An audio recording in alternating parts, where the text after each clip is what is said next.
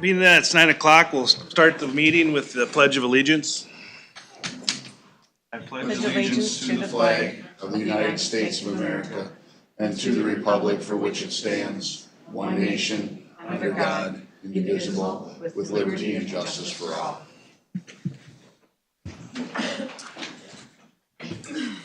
All right, we have the agenda before us here. Any corrections or questions? If not, is there a motion to approve the agenda as written? So move. Second. Any further discussion? If not, all those in favor signify by saying aye. Aye. Opposed, same sign. Approval of previous minutes, special board meeting July 1st, 2025. Is there any additions or corrections to that? If not, is there a motion to approve? So moved. Is there a second? Second. Any further discussion? If not, all those in favor signify by saying aye. Aye. Opposed, same sign.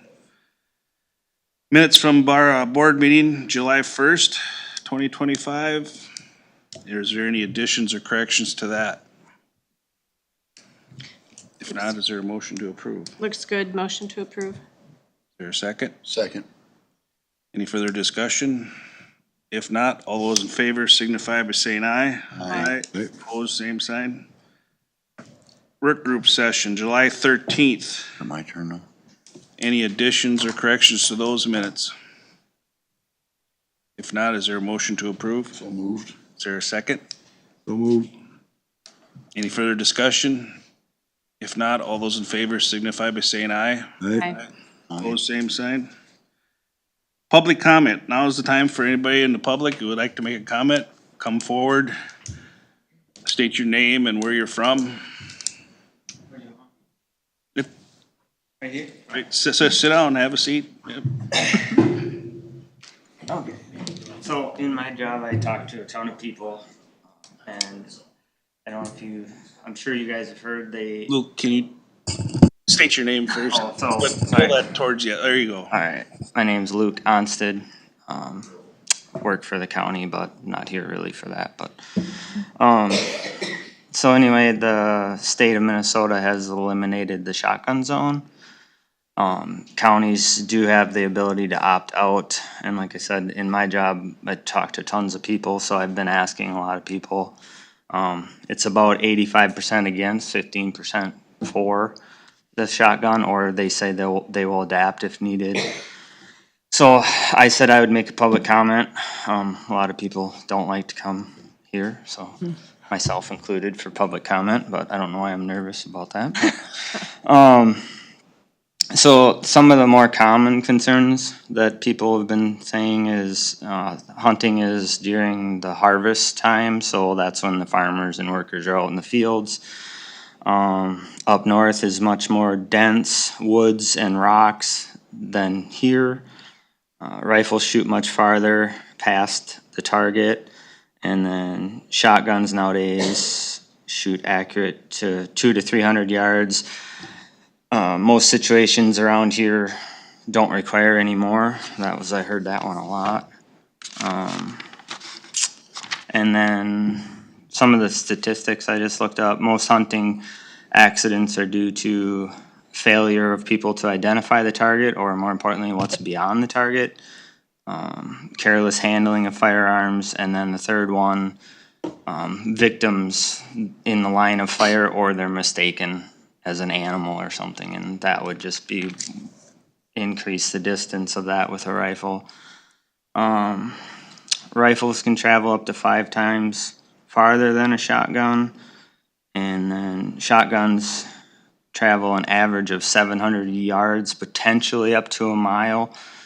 And then some of the common rifles, like a .22, which you don't use for deer hunting, but 1.5 miles, 9 millimeters, which are getting really common for deer hunting, are 3 miles, 223s, 2 miles, and then the 7 millimeters up to 5 miles. And then larger calibers can go even further. And so for Houston County, per square mile, Houston County has 14.8 houses per square mile, 35.7 people per square mile, 46,700 cattle, 536 horses, 586 sheep. Those are the animals that are most commonly pastured. That's for the county. So that's a total of 47,922 animals, or 86 head per acre. Rifle bullets are considered lethal at any distance. Shotguns are up to 700 yards, like I said, less potential of being lethal after that. And, you know, I guess that's most of my stuff. And just being someone that was in a hunting party years ago where someone got shot. They got shot from people not in our group. They were about 3/4 of a mile away. And the guy got hit in the leg with a shotgun, which if it would have been a rifle, it would have blew his leg right off.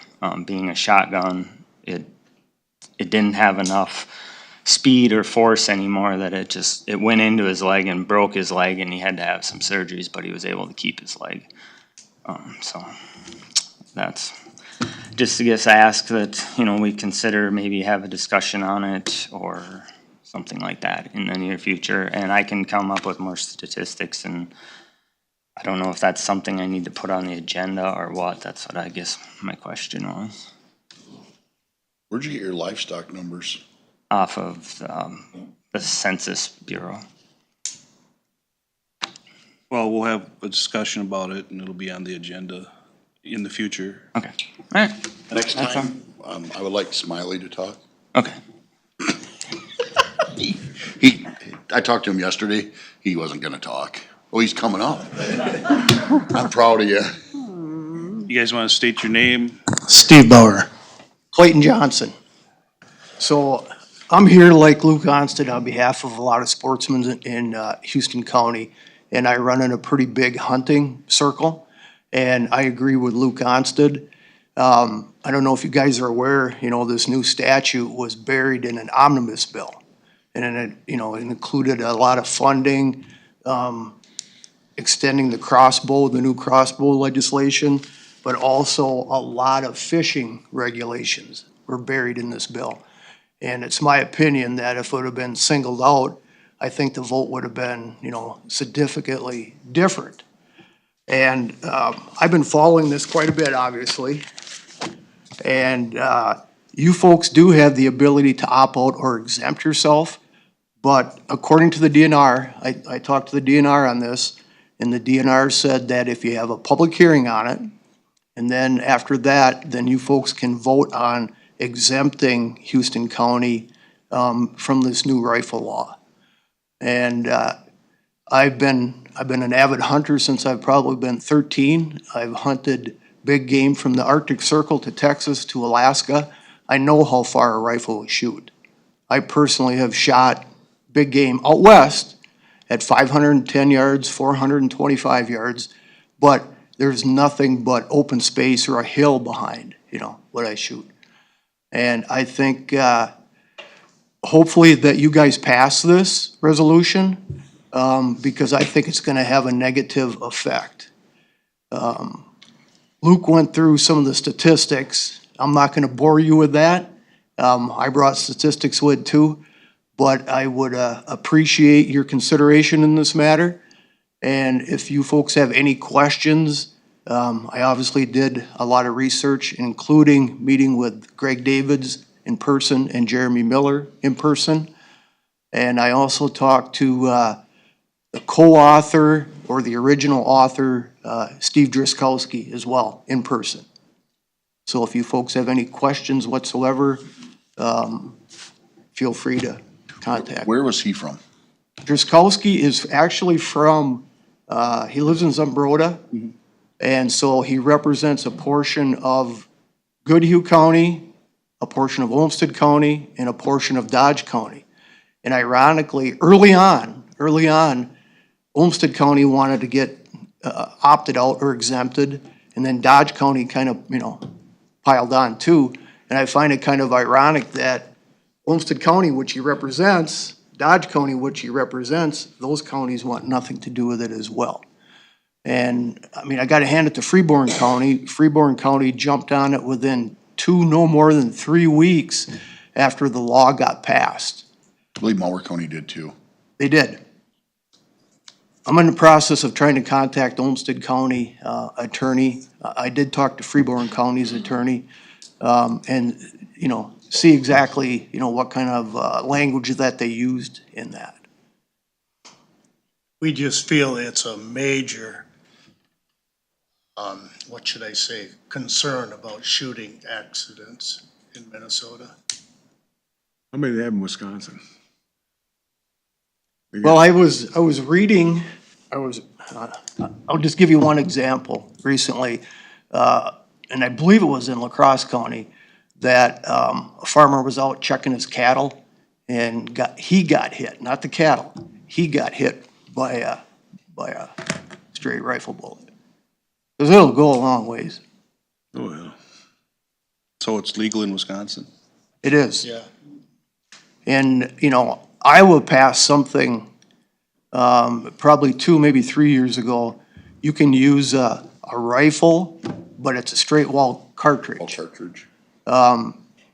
You know, that's all well and good too. They were talking about doing that, but, you know, that straight wall cartridge, there's certain guns I'm gonna use, and I hate to get into this debate, but, a Bushmaster 350, which has a high capacity magazine as well. You know, and that's, you know, I'm a big gun guy, former FFL holder, and I don't wanna get in a debate about AK-47s and AR-15s and all that stuff. You know, I got them myself. But, I think it's, foolish to go out hunting with a AK-47. My humble opinion. If you're out prairie dog hunting, you know, different story. But, hunting in Houston County, I believe be a grave mistake. Okay. So we did, they handed me a resolution from Freeborn Well, County? we can just have that in discussion time. This is public comment time, Okay, so. well, I was just gonna say, when can we set up a public hearing at this discussion? Yep, when we have our discussion. Yep, towards the end of the meeting, yep. I didn't know if this should be brought up under public discussion or new business or, Well, this is public comment period. This is where you guys can come forward with your public comments, and then we'll have a discussion as a board on what we're going to do in the future. Yep. sure. Yep. Okay. Yep. Well, thank you for your time. Thank you. Thank you. You bet. Anyone else? Please free to come forward.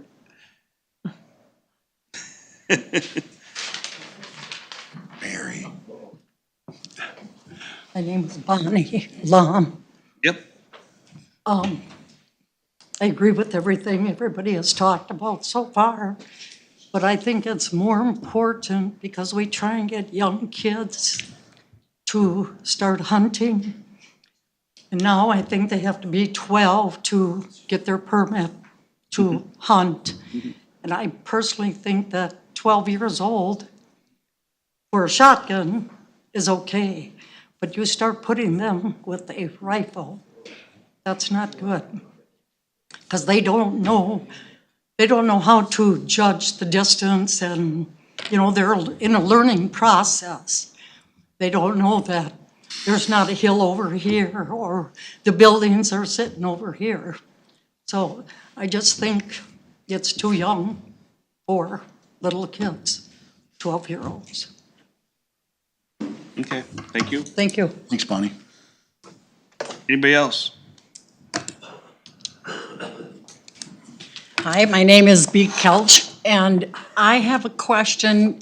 Where did this proposal first start? Was it an individual, a group, an organization? And where? Who originally proposed high-powered rifles for Houston County? He said that. Oh, I'm sorry. It's okay. I probably could reiterate, that, you know, I did talk to Driscoll, asked him, you know, some questions. That kind of stuff. Initially, they said that, You want to come forward again so we can hear you? Be on the mic. So initially, it was supposed to be an enforcement issue where the current border is right now, and I'm gonna loosely call, St. Cloud and north, okay? It kind of follows I-94, and it's, you know, if you look at, I got a map, of course, if you want to see the map. But they were talking about enforcement issue, you know, one side of the line, you can use a rifle, the other side of the line, you can use a shotgun. Okay, so as time went by, Olmsted County, like I said, and Dodge County, you know, they don't want any part of this deal here. So that's when Driscollowski and his buddies, decided that, well, we'll let it, you know, be decided county by county. Well, in my opinion, makes enforcement even tougher, yeah. And then when I talked to Driscollowski, one of the last things that he said in person was, well, Clayton, you know, the deer gotta be killed down there, gotta be shot down there. And I said, I'm a deer hunter, I'm not a deer shooter. And I believe insurance companies have a lot to do with this. And, you know, they're pushing this. And also, this is my opinion based on some fact that, the insurance companies have even suggested night hunting for deer. Yeah. Insurance companies? Yes. Because of the car deer accidents. Well, we do have a deer population problem down here as far as, and then the CWD thing too, so. But yeah, I see that, I can understand that, I guess, because of claims. So you know, it depends upon, there's pockets where there's a lot of deer. And I know you're, you know, from the Houston area, and I think like Wiscoy Valley, you know, there's tons and tons of It's deer. Deer Haven, it's terrible, I mean, they're all over, I mean, Well, you gotta, the outside 12 rows now, it used to be 6 rows, 4 rows, now it's the outside 12, you don't get nothing. well, I know the deer, you know, they do damage, but I also, was a coon hunter since I was 13 years old, and I'm here to tell you They that. do damage too. Way more damage than what deer do. They go out in the corn and they just play in it, roll around in it and tear shit down. You know, soybeans, the deer probably do some damage to that. But, if they want, you know, deer shot, of course, the DNR would never do this, but if they want deer shot, you know, give everybody free deer tags. You know, and another thing that, you know, there used to be a program called Hunters Feeding the Hungry. Excellent program. And I myself would bring deer down to Rushford for Hunters Feeding the Hungry. And they have, you know, since stopped that because of supposed lead in the meat, you know? And I don't know, I think most of the people here have been eating deer meat their whole life. And, you know, here we are at our age and we're still here, you know? And, I mean, they could at least allow, I'm a bow hunter as well, they could at least allow bow hunting meat to be donated, something like that. If there's better options, and I personally believe that rifle, we're not gonna kill any more deer than what we are right now. So what did Mr. Davids and Mr. Miller Well, say? so I talked to Jeremy Miller first, okay? And I brought tons of information with, and I was shocked that he knew nothing of this bill. Nothing, okay? When I talked to Greg Davids, he knew nothing of this bill. And a former business associate of me, his father-in-law is Warren Limmer, and he's from Maple Grove, and he was talking to him, and he knew nothing of the bill. And so that's how this stuff gets passed. They bury it in, you know, there's some good things in here, you know? There's a ton of fishing regulations that have been changed. And then also keep in mind that this was supposed to be strictly a funding bill, okay? And it lists, you know, all the money and where it goes and that kind of stuff. And then they stick this stuff in there, and so you got 9 good things and 1 bad thing. That happens all the time. All the time. We do it all every year. Yep. Yep, all the time. So, Okay, thank you. Appreciate your time. Did you get your questions answered, ma'am? Yeah, yep, thank you. Anyone else? like to make a public comment?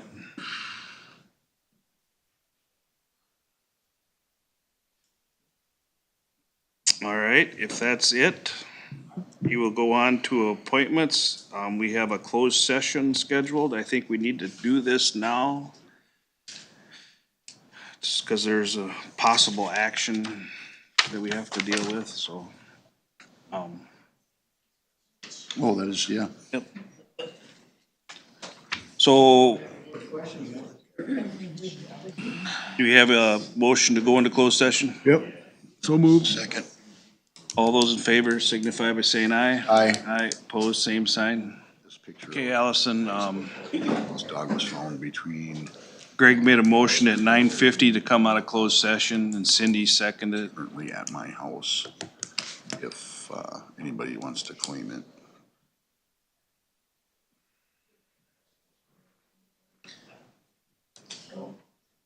We had our closed session, for 13D03, sections 179A01 and 179A25. No decisions were made in further negotiation, and action item number 5 will be tabled for now, so.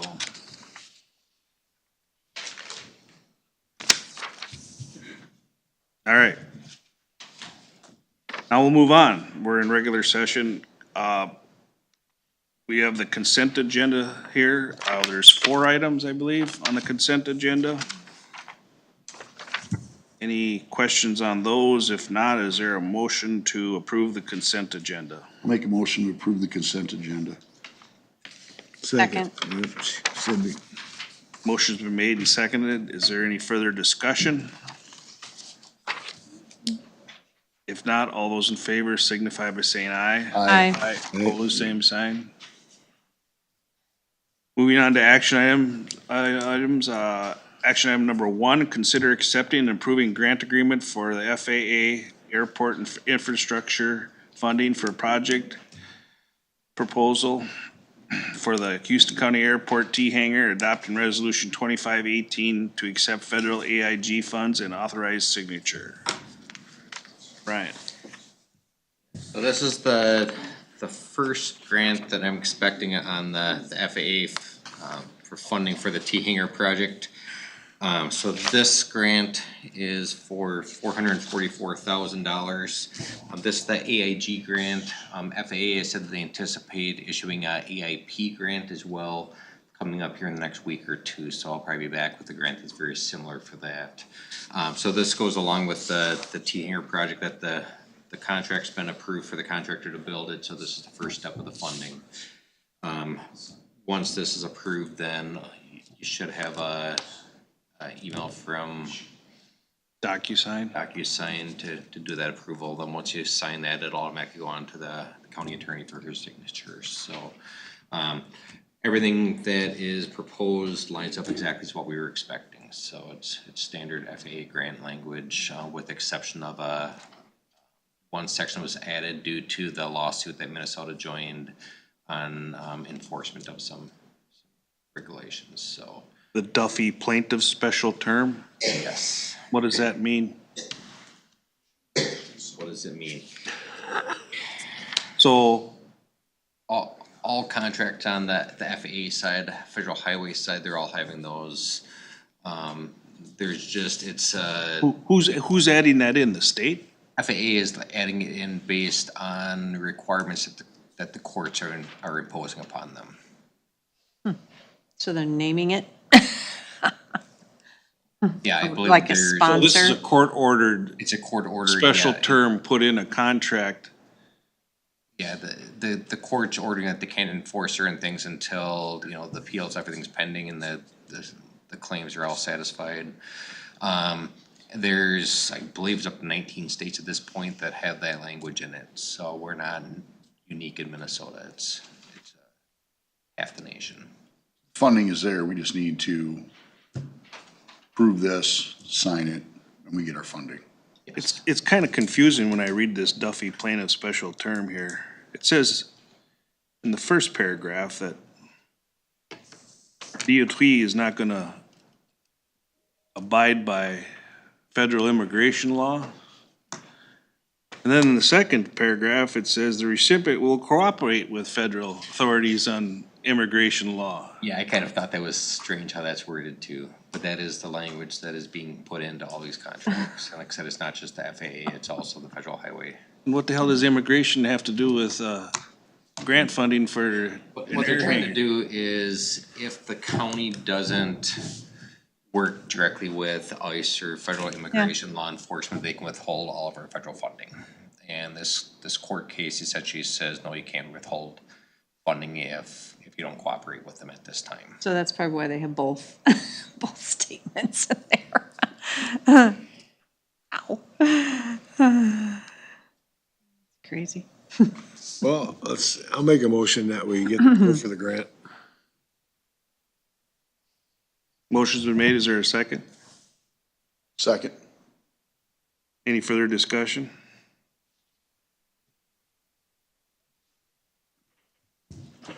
If not, all those in favor signify by saying aye. Aye. Opposed, same sign. Aye. Thank you.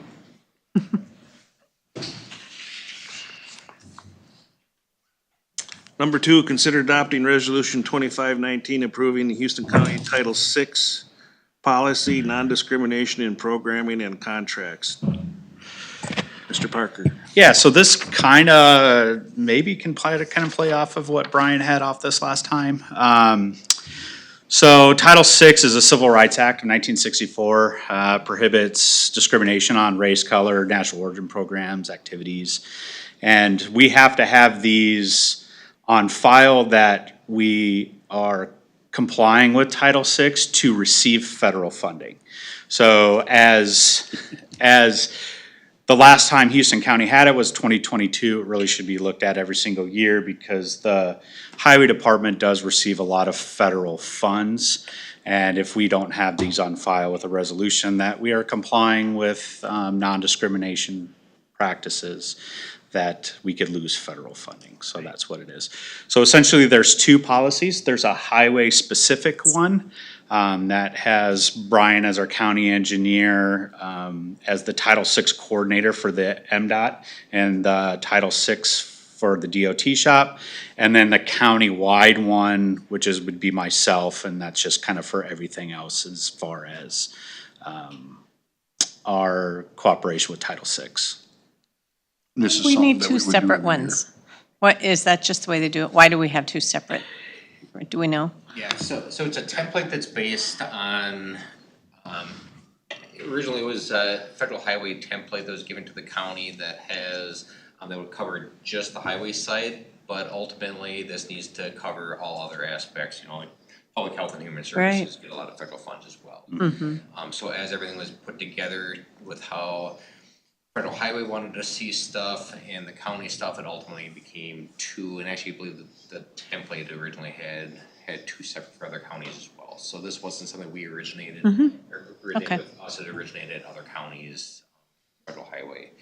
And then this has just some minor updates. It changes and puts Brent's name in there, and then it also has, I think, some updated data for stuff. So nothing that's really significant that I saw on the change. Should we be doing a resolution every year, Brent? You should be doing one every single year. Yeah, no, well, it's, Reviewed it. yeah, so it's like every 3 years and reviewed annually. Right. Okay. And so this new resolution too is because we have changed, like put my name in it, it took the previous individual's name out. The previous HR person took her out, put me in. So this is kind of just starting it new.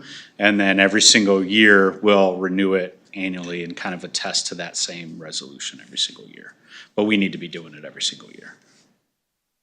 I'll make a motion to approve the resolution 2519. Is there a second? Second. Any further discussion? If not, all those in favor signify by saying aye. Aye. Aye, opposed, same sign. All right. Number 3, consider beginning the formal process to transition Houston County Auditor, Treasurer, and Houston County Recorder positions from elected to appointed positions pursuant to Minnesota Statute 375A.1205. Okay, so this kind of started at our last personnel policy meeting. We were kind of talking about kind of some county structure. And we do have some interim positions that are throughout the county, and this, you know, kind of addressing the recorder and then the auditor treasurer that are both interim positions. For people that are in the audience, we had 2 elected officials that retired, and so we have interim positions appointed to fill those spots. Kind of looking forward to see what we're gonna do and if we wanna create those to be a permanently appointed position and not have them elected, which quite a few counties do, and it's very few counties that have those elected anymore. Now would be the time to kind of start that process. For a few different reasons, you know, we have some interim people probably wondering, you know, what their future holds in those positions and how this works and how this operates, and also just to kind of clean some stuff up that's going on in the county. How that process would work is, I believe you had a copy resolution of what that resolution would be. First, we'd have to publish that into the paper for 2 weeks, 2 separate weeks, we'll publish it in the paper. At the next regular meeting, you'd have a public hearing. You'd have the opportunity for people to speak, whether or not they thought they should be appointed or elected. And then after that, if you decided that you wanted to make that appointed, you could vote on that resolution. And then that would open up a 30-day window. And then within that 30-day window, you have 30 days for the public to have a petition, which is 10% of the population, to stop that action to make it appointed from election. At that time, if nothing happens and there is no petition after 30 days, it's just officially a appointed position, and then you can go forward as far as appointing people into those positions, opposed to them being elected. You know, we don't really have the elections till next year, but as time goes on, it's one of those things that if people are thinking about running for it, if there's public out there, kind of want to make sure that this is taken care of. So, you know, we don't run into that issue of, you know, people drawing papers when this process is happening, and then it kind of just gets confusing from there. So, again, this just kind of a conversation as far as if we want to kind of start that formal process and your thoughts on it. How many counties around us are switching to appointed versus elected? There's quite a few. Yeah, I don't know of any counties directly around us that still have it elected. Yeah. In those positions? Yeah, yeah. There are a few. Winona County is, Fillmore County isn't. Yeah, I don't know. I can't specify exactly which ones. But this is kind of a normal thing as far as, and I have been speaking with the current interim auditor, treasurer, and recorder, you know, kind of getting their thought process and feelings on it, you know, and one good thing too is they're kind of important positions. And so if you have somebody that is elected that comes in here and shows up as elected a person, you know, might not have qualifications to do the job. And so, which kind of creates a, you know, kind of a hassle at some point too. So actually having it appointed, you could go through the process and make sure that future positions are vetted properly and, you know. It's important to note too, that if we do make this an appointed position, that it would become union positions too. They would be, yes, yep. Under MAPE. Also, to just after 3 years, you could pass a resolution which would require 60% of board approval to revert that back to elected. So if that's something. Super majority. Yeah, yeah. So it's not a permanent fix. It could always go back if you But deem. we would have to have a public hearing to adopt the resolution. Yes, For that. yep, yep. So the public at that time could come and voice their pros or cons to it. And any potential candidates that were looking at that position would have that opportunity to. Correct, yep. So after it's posted, the resolution itself will be posted in the paper for 2 weeks. So people could see what the resolution looks like, and then to that next board meeting, there would be a public hearing, that people could speak on that behalf. So today you're asking us to just make a motion to Begin the formal process. start the process. Yep, start the process. There's no resolution today, it's just the process Yep. getting started. This would be to get posted in the paper that you're moving down that line, and then probably in August, there'd be a public hearing, and then you'd pass the resolution, which would trigger the 30 days. Can we easily change the position? I mean, the job description in the position if it's appointed as opposed to if it's an elected position? Can we Yeah. do that easier, like the scope of the position, the duties? Yeah. Is that something that's easier to do? So right now, if it's an elected, it's kind of like, there's not really a job description, it's kind of just statutory duties. Yeah. If it's appointed, then you can Okay. create it. Shape the, Yeah, and there's a lot of counties out there that, as the traditional, I'm gonna, pick on auditor treasurer, that traditional auditor or treasurer title doesn't exist, it's a taxpayer services person, and so it's, counties have utilized those positions to kind of make them more, combine of departments. yep, kind of, That's what I'm looking for. yeah, kind of like, Reorganize. so a lot, Yeah. like what happens is there's like a land use department that, there are division silos that these departments are working together. And then there's also like finance and auditor treasurer, which they're closely related, that are kind of in their same taxpayer services division. And, kind of streamlining processes to get, some of these departments within the county more working together, opposed to just kind of separate, singled out.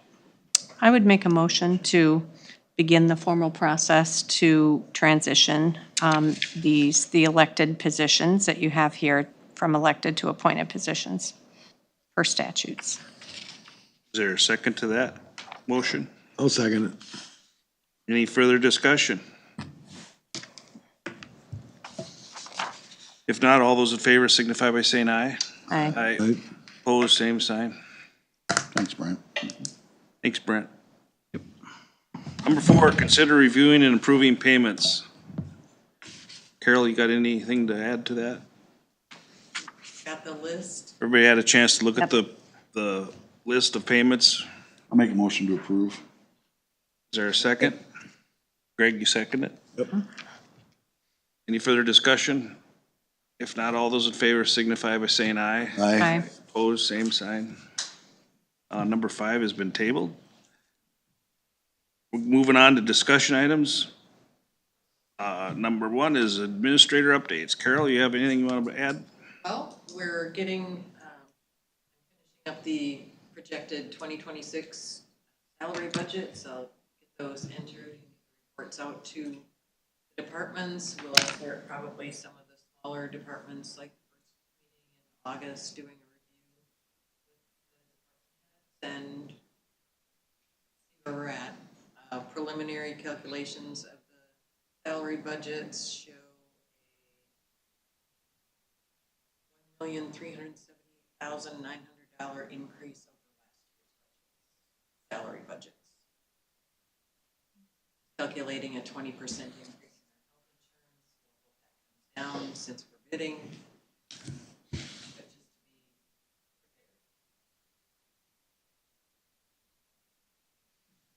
just to be Thank you. How much was the salaries, did you say? Ouch. That's because of the 6.5% increase. For next year, it's 3.5. The 6.5, we took the hit. Already this year. So the 3.5 is the $1.5 million. $1,300,000. Just in raises. That includes health insurance, all that stuff. Yeah, It's not just actual cash. salary. The Not salary. 0.5% for the paid family medical leave. Yeah, that's coming online in 26, the mandated paid leave from the state. So you're looking at 25% without getting a lower health insurance. We're looking at 25% of that is family leave and health and family leave. that what you said? 20% increase in health insurance? Just our premium that we're paying currently. Okay. I.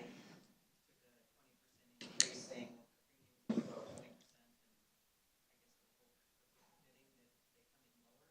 20%.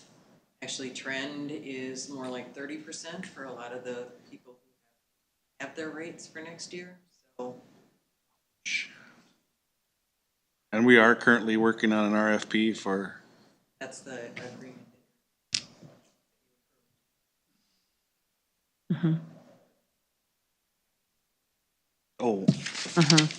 on the consent agenda. Right. Just today.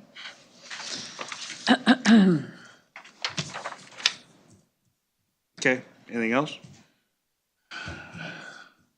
That should be enough, okay. Just really good. Yeah, really. It's enough of a blow. We are meeting with Selco this afternoon. Request, I do have requests from SEMCAG that, you know, the together when we pull together everything. Yeah, you'll have all the normal, from the Historical Society, the Ag Society, yep, the fair, whatever, yep.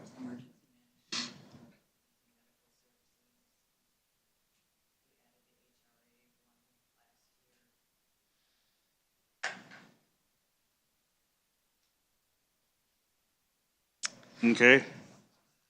Moving on to, board updates. Given the public comments we had this morning, I've been doing a little research on this, allowing rifles during deer season too. The way it sounded, that this was proposed last session and it got pulled. The DNR has been doing studies on this.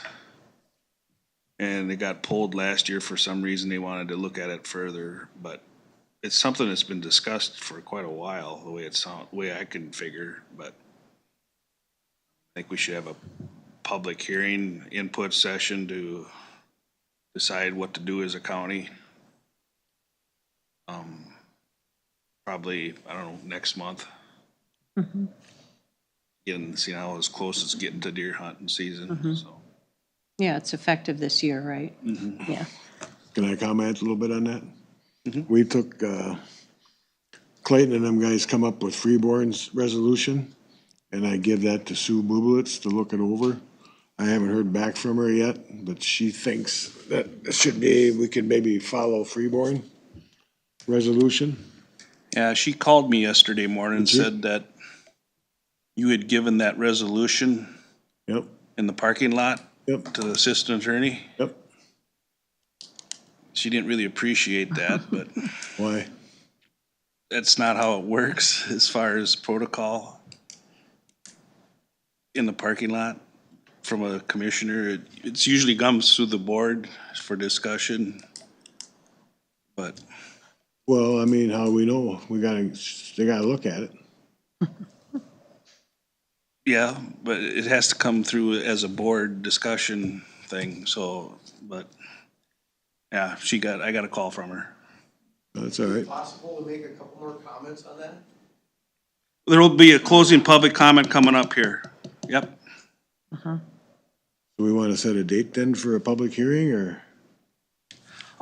Yeah, we can do that. I don't know when you guys would like to do that. You got one in mind? Well, we gotta, what does it take, 3 weeks? Gotta have it publicized, or?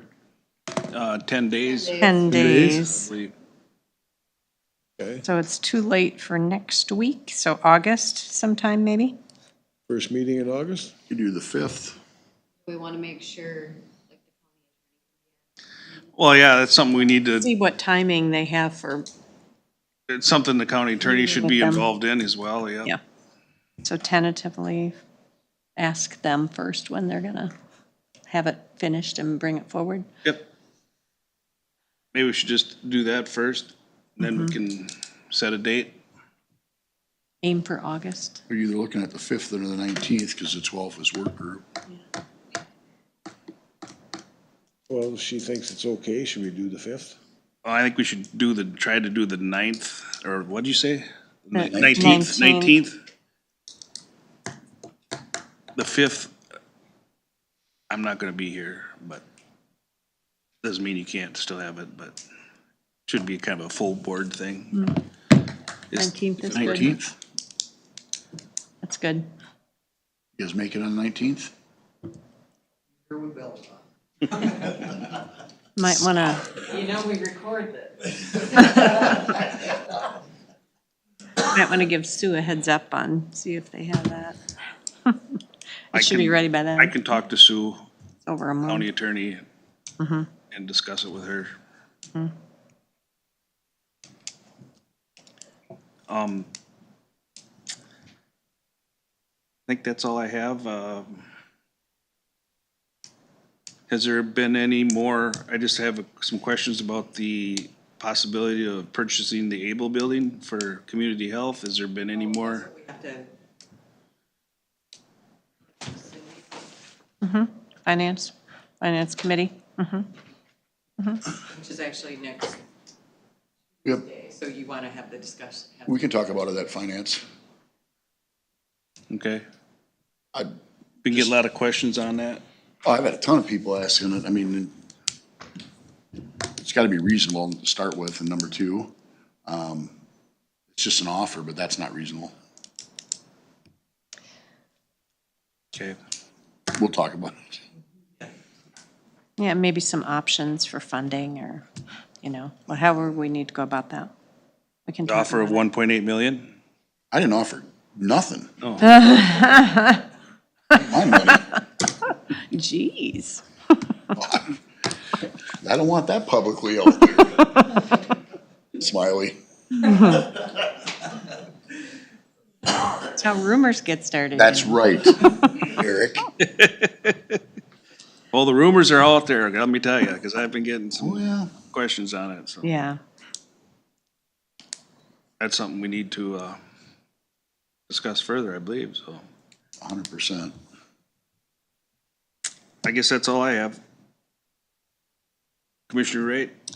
Let's see, looking at my list of meetings, the one highlight I would bring up is I went to the Southeast Minnesota Nitrate Strategies Work Group final meeting last week with Community Health Group. And so they had, and I believe Jordan sent you some copies of what that report stated and the recommendations, including education and some of the other recommendations that that work group that had worked on that initiative for about a year had come up with, and also some input on that. Other than that, I don't really have anything to report today. Okay. Commissioner Zender? ECB RAC meeting coming up in August. Learn a little bit more about the school mapping for ECB is Emergency Communication Board. It's held in Rochester. It's our entire southeast group. Working on, they got a grant right now, working on mapping in our schools. So it'll allow dispatch to, if say a 911 call comes from the school, it'll exactly tell you exactly within feet of where that 911 call came from. So if I'm in room, like Scott Sorensen's room, for those who know Scott, in the high school side, it'll tell me exactly I'm in that room right there. It's a really, and it's gonna be statewide, so it's a grant program, looking at 7 million in grants for this. Pretty excited about being part of that. I missed the safety meeting because I was busy with a case across the street. I did see your printout stuff.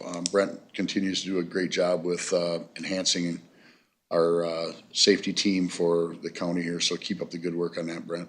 So that's all I got. Oh, Mr. Bauer was in my office with the, regarding the changes to the gun, which we've heard about today, and it was a very productive, good talk, so I appreciate that. Thanks for coming in. So, Okay. that's all I got. Commissioner Mary?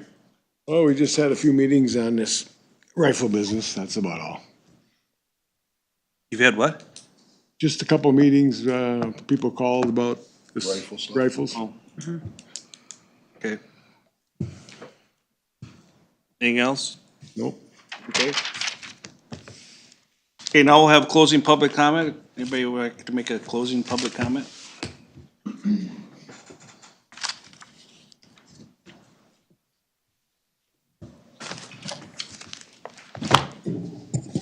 There was a couple things that I forgot. I'll try and keep it short.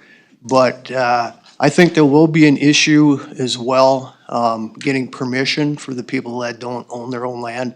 There's been some of the farmers that said if there's, rifles are gonna be allowed, I don't want rifles on my property. The other issue is, some of you might be aware that several years ago, the state of Minnesota passed that it is now legal to have a suppressor or a silencer. So you wouldn't even know really where the shot come from. And then I'll leave you with one last thing. So, some of the questions were, where did this come from? And Driscollsky was quoted in the newspaper, and his comment on it was that this is an old law that dates from 1940. And it's an antiquated law and it's time to go. My comment to him was there's plenty of laws that date back to 1940. Should they all go?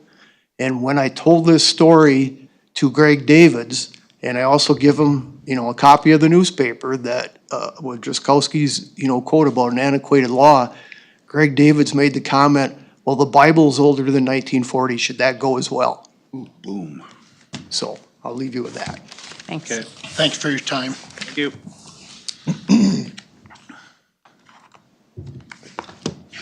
Anything else? If not, is there a motion to adjourn? Make a motion to adjourn. Is there a second? So moved. All those in favor signify by saying aye. Aye. Aye. Opposed, same sign. Thank you, everybody.